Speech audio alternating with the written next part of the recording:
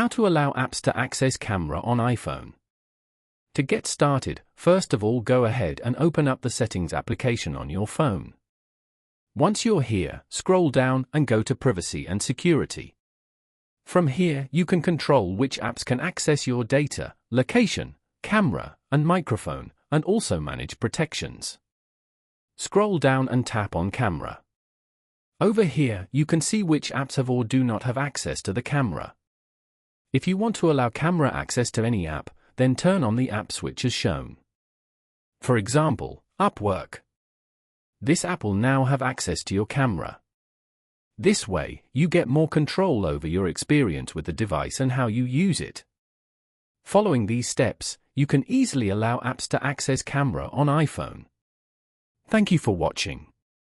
Please leave a like if this tutorial helped you, or leave a comment below if you have any questions related to the video.